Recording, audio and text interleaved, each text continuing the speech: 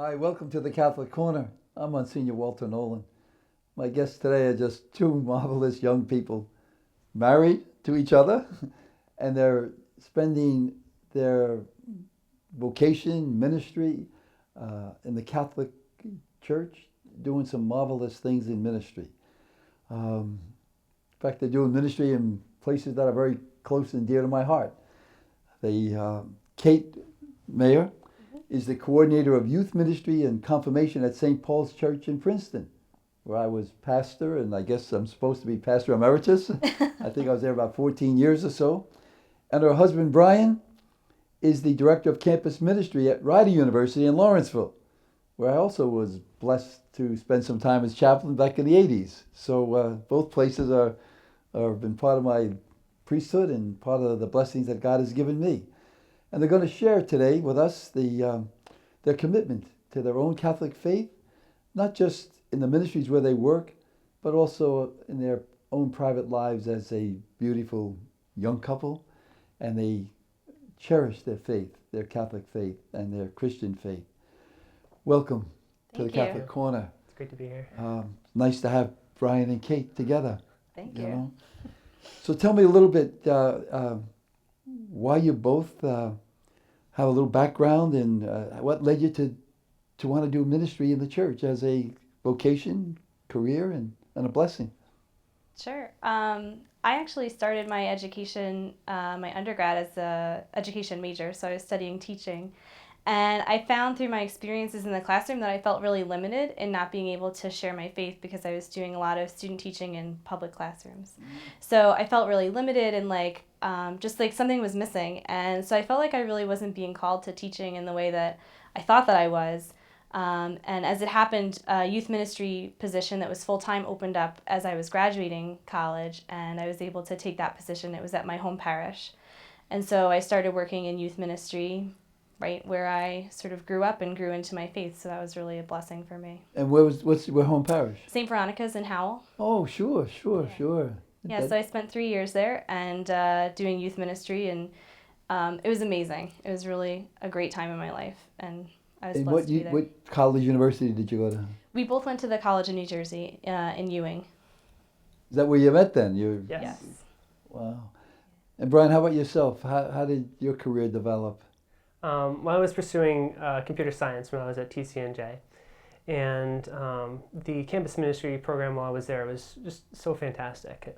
Father Bill Lego was the chaplain while we were there, and while I was beautiful guy. Oh yes, he's fantastic. And while I was there, I just got such a wonderful appreciation for my faith that I didn't have, going in, and I was also developing in my relationship with Kait, and I saw her passion for ministry, and I thought to myself that if I could help other people come to where I was at that point, there's really no greater thing that I could possibly hope to achieve. And working with Kait and the youth of the church was really it was really a fulfillment of what I saw God's plan for me being. So were you both in the same year at the college?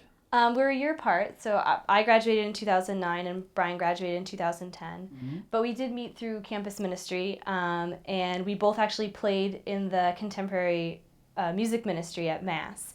And so that was sort of how we met and spent some time together going on retreats and working on retreats and sort of growing alongside one another those years that we were at school. And then once I graduated was when we started our dating relationship. So you did really date until you graduated. Right, yeah. But there was some little eye twinkling going on here, I'm sure, huh? Yeah. So you did music ministry. Yes. What do you do musically? Well, when I was in college, I started singing, and then I also started to play guitar because I felt like I needed to have. I had learned piano as a child, so I knew a little bit of piano, but I felt like I needed a portable instrument for ministry, so I went with guitar. I grew up learning how to play bass guitar, and then through our ministry, I sing backup vocals mostly out of necessity. It's nicer to have more than one voice. So you two can get out there with your little guitars and strum around, and it's a great gift. Yeah, it's a huge part. I have to tell you this little story. When I was like a young priest, I was asked to do this retreat for young people, And I prepared all these talks, and I was really, and another priest was also part of this retreat. And I'm not saying he didn't prepare things, but he had a great voice and he had a guitar, and I had all these talks I'm all excited about. He just walked out there with his guitar and he sang, and everybody. I said to myself, my God, what a gift that is to be able to do all of that. Yeah.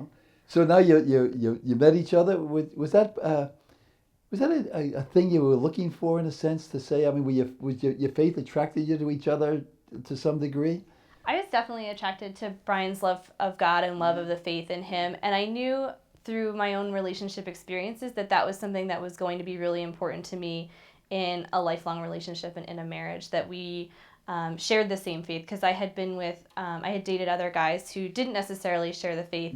And that was always sort of a source of contention. And so I had come to discover that this was definitely going to be something that we had to share. I knew that ministering was going to be a huge part of my life going forward, and I really wanted someone who I'd be able to work alongside in the vineyard. And I knew that I liked Kate a lot as a person too, but also her faith was just a huge I guess catalyst for that, and knowing that going forward in the years to come, that we'd be able to work together. Yeah, there are nice parts of love. Love is such a, we could have 5 shows on love, I guess. But it's so beautiful, I think, the way at least I look and see young people coming together in so many different walks of life in so many different ways. But it's so nice to know that there's a covenant also, not just that we're doing this together and as a contract, but that there really is. And when I do a lot of weddings, I kind of feel that there is an image of God in that male-female relationship that's not always in other relationships, but other relationships have other images of God, so to speak, and I always like to think it's like the Trinity. I say this, I say like one, other, each other, and yet another, because it does form, not only children, if God blesses us that way, but it also, I think, brings out so much of growth that's still there inside of you two, and you're helping each other to do that. But that's another TV show we can do. Okay, tell me a little bit about you had a pilgrimage to World Youth Day in Madrid. What was that, 2011? Yes. Wow. Yeah. And was that through the school and all? No, because we were both finished school at that time. So some of our friends who were still at TC&J did go and participate also. So that was really nice. But we both had graduated at the time, and we had gone to a couple meetings, I remember, and about, talking about what the itinerary was going to be like and what the experience was like and what the cost was like. And I was a young professional working for the church, and we came home from one of these meetings, and I said to Bryan, I don't think I can do this. I can't afford it. It's too much money. But he said to me that it was an adventure that he didn't really want to go on unless I was going to be there alongside him. And so we worked together to do some fundraising, and we sort of pooled our financial resources so that we could both go. Even though that wasn't really a stage we were at in our relationship, we sort of shared the responsibility of going to World Youth Day so that we could both go and participate. And it was really great. It was. Now, was that the only World Youth Day that you ever went to? So far, yes. Okay, yeah. Okay. Yeah, we'd love to go to Poland, and we are hoping and planning to be able to do that. But we didn't get to Rio in 2013. Tell us a little bit about World Youth Day. I mean, what thousands of youth all over the world come? Tell me a little. Yeah, bit. millions. Millions of youth. Yeah, it's Millions. really cool. And the coolest part for me was we have mass out on the street in Madrid, and just so many huge crowd. And nobody's there speaking the same language. Everybody has their French or Spanish or Italian or Polish or. But then we started singing the Alleluia right before the gospel was read. And Alleluia, it's the same in every translation of the Mass. And everybody was just singing it all together. And it was so cool because you really got a sense of the universal church, the Catholic Church. It was just a really, really cool to see how deeply the church is rooted in the world. Isn't that the story, of all languages, being understood, the power of the Spirit? I mean, even if the languages are being spoken differently, there's something there that everybody understands. Right. Not only just the Alleluia, but I think it's the look in the eye, it's the smile, it's the joy, it's, so that's got to be a tremendous experience. When you said a mass in the streets of Madrid, I mean, a million people there in the streets, or? Oh, at I least. think too, yeah. Wow. Because it wasn't like the biggest event for World Youth Day Yeah. for the whole, because it's over the course of a few days, but it was, I think it was the day the Pope arrived, right? Right. And so a lot of people really did come out for that. And what was really cool to me is sometimes you go to church and the distribution of the Eucharist is a little chaotic, even within the four walls of a church, right? Like you don't know which line to go to, or, where do I go? How to go back. Yeah, right. I don't know how to get back to my seat. Well, 2 million people on the streets, no pews or seats involved, and like the reverence of everyone there, to receive the Eucharist was really, really impressive. It was really a cool experience. And that wasn't even World Youth Day. That was just sort of the kickoff. That's the sign of the body of Christ. Yes. That's the great sign. Oh boy. So tell me, out of that, I guess out of that experience, there was a ministry, Pilgrims Headed Home, and that came from the experience of Madrid. Yeah, we really connected with the idea of pilgrimage in preparing for World Youth Day and talking about that with the group we were traveling with and the people who were leading us. We really talked a lot about, that it wasn't a vacation, that it was a pilgrimage, that we were journeying together, towards Christ. And we were really inspired by that message. And so when we developed our ministry, we named it Pilgrims Headed Home, which comes from a song. And the sort of idea behind Pilgrims Headed Home is that the final goal is heaven. That's where we're all headed. And so we really just connected with that and used that to sort of form the mission and title of our ministry.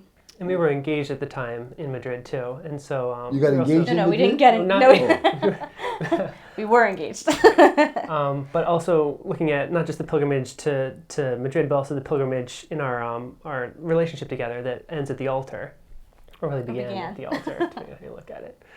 So this Pilgrims Headed Home, was that something you started? Is that something that you put together? Yes. Yeah. It's the name of our ministry. We'd done stuff before, like for instance, we did the fundraising for World Youth Day. We did a couple of retreats, but that we didn't have any official structure to it, and we just decided to actually give it a formal structure.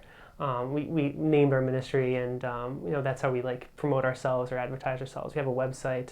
Yeah. That's how We gave it a mission, sort of, with that So idea of pilgrimage. beside at St. Paul's and Rider University, you will do other things Yeah. out of this.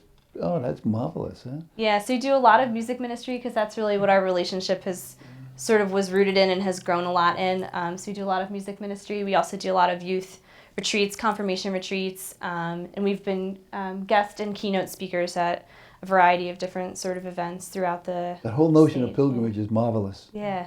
That's we journey.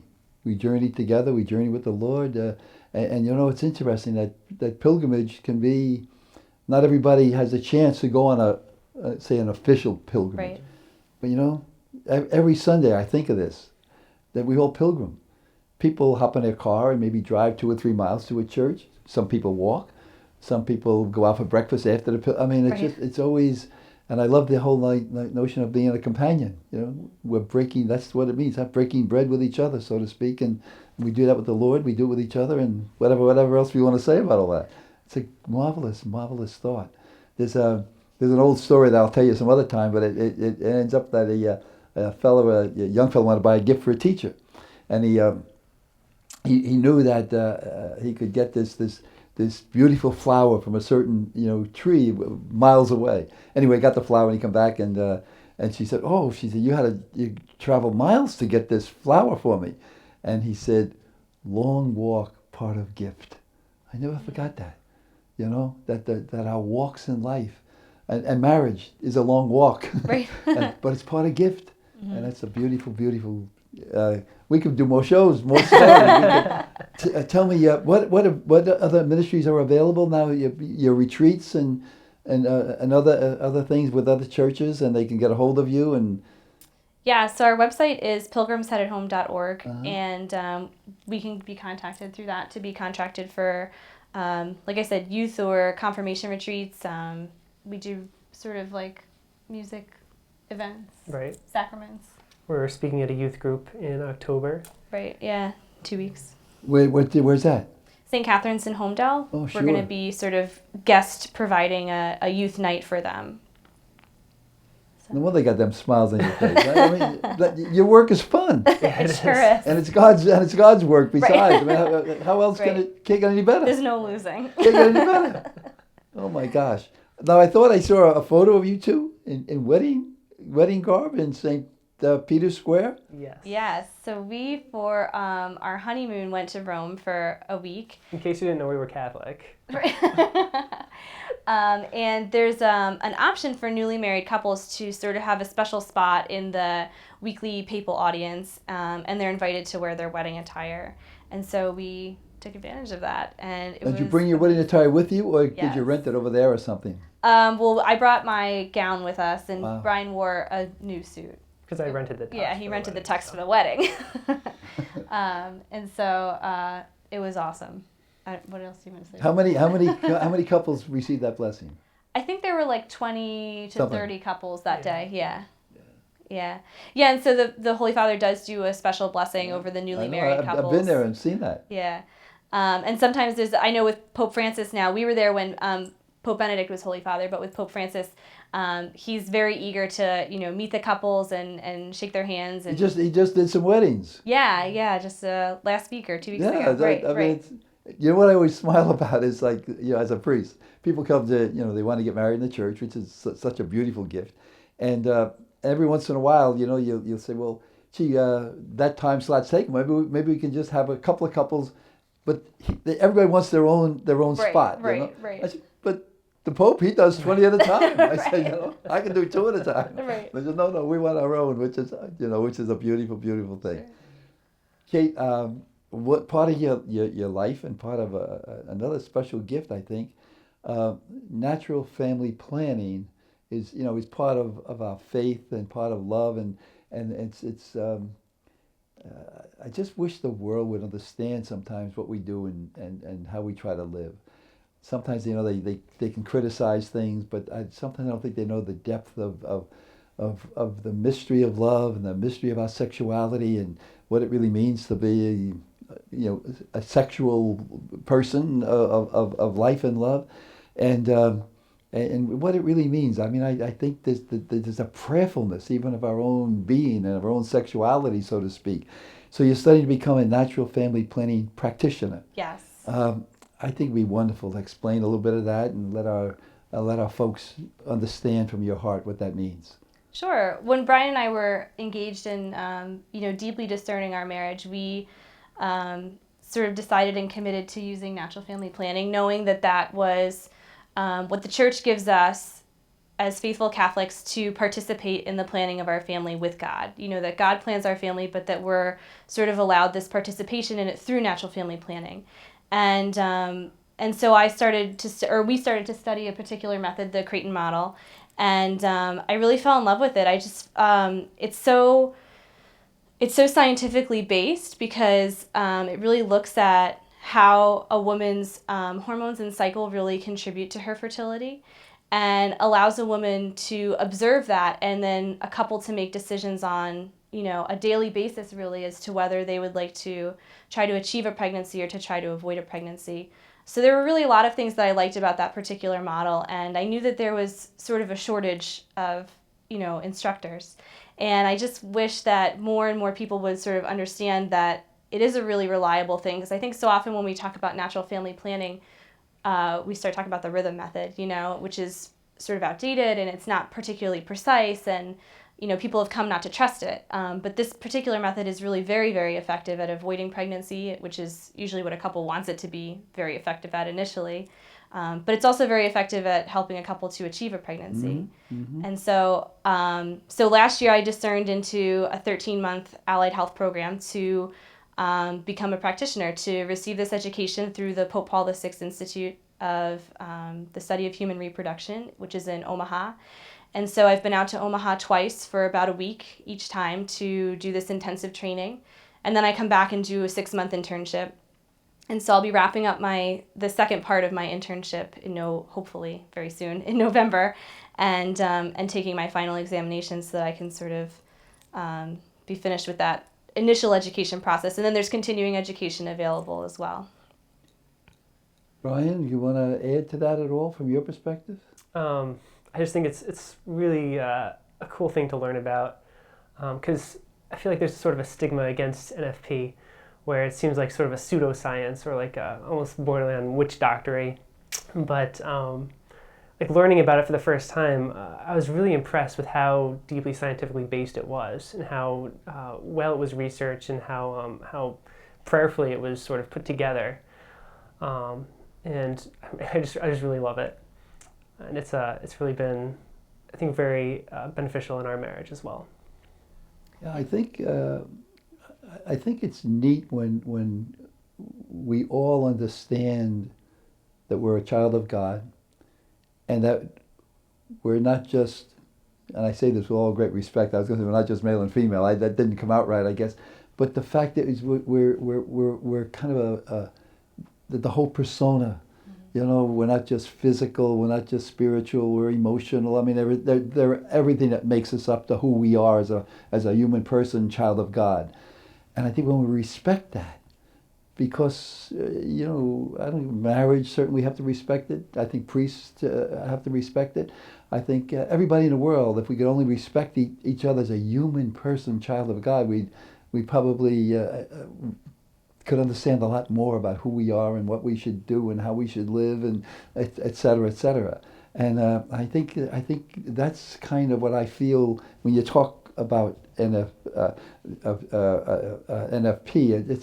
It's not just what we're, you know, it's not just sexual. It's the whole person that's realizing that I love you for who you are and what you are. And you know, there's so many things in life that are just natural about when we do and when we don't, and there are times that people say, you know, every once in a while, even medically, you know, someone might say, well, you know, this might not be the best time. Sure. You know, I mean, people can be undergoing, you know, something physical in their life, and some doctor might say, well, you know, a pregnancy right now might be not the best, et cetera, and or to say, you know, we really want, we're trying to have a child, we want to bring God's grace to the next generation, so to speak, and there's a prayerfulness to the whole thing, and I think to me anyway, I mean, prayer to me is kneeling down. Prayer to me is opening up my hands and receiving the Eucharist. Prayer to me is embracing somebody. Prayer is, even when I was younger, you know, hitting a baseball. I mean, everything can be prayer. And I think that's what St. Paul used to try to tell us, that you know, I no longer live. Christ lives in me. But if Christ lives in me, well, you know, if I'm smiling, that can be the smiling Christ. You know, if I'm helping somebody get through a crisis, that's the caring Christ.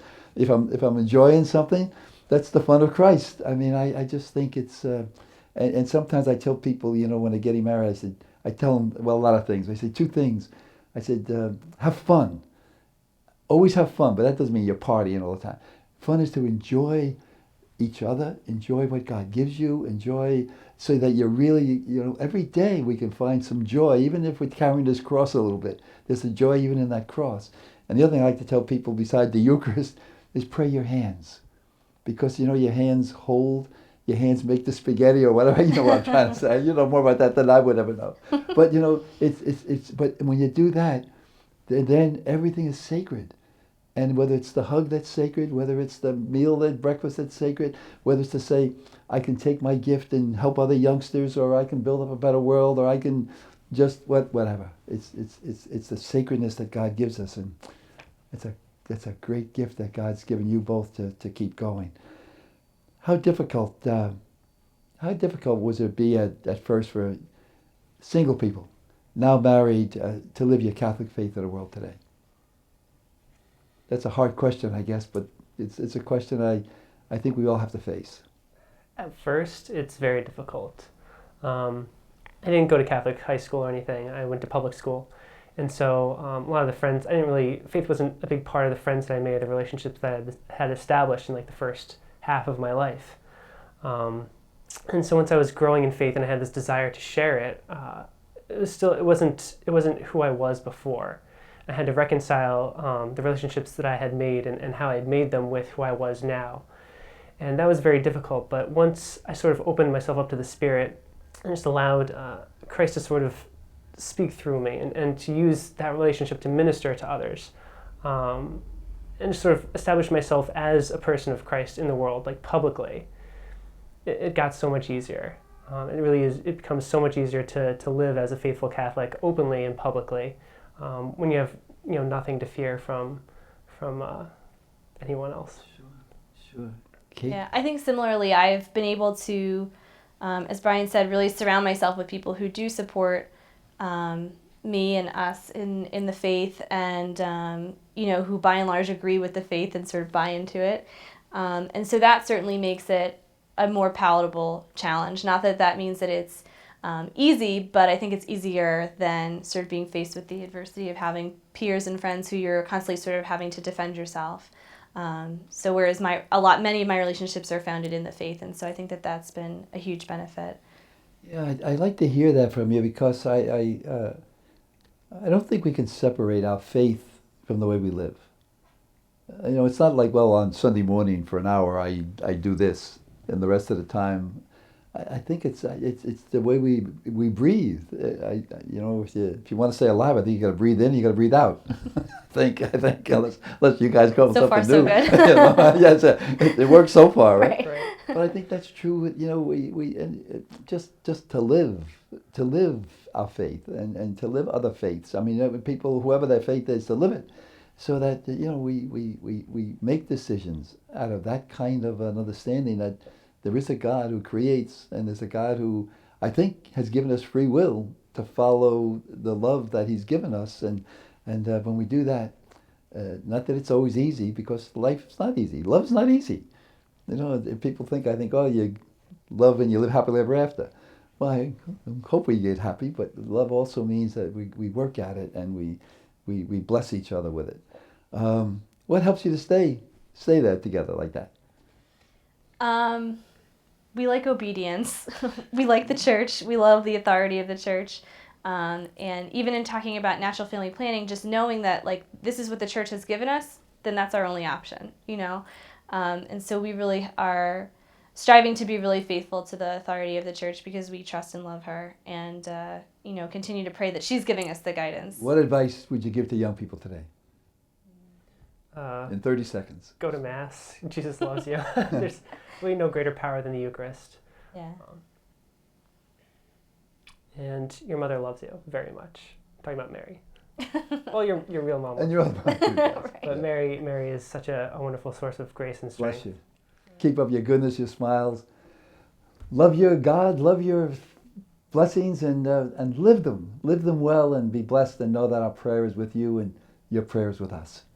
God bless. Thank you. Thank you very much. Wonderful, wonderful, wonderful.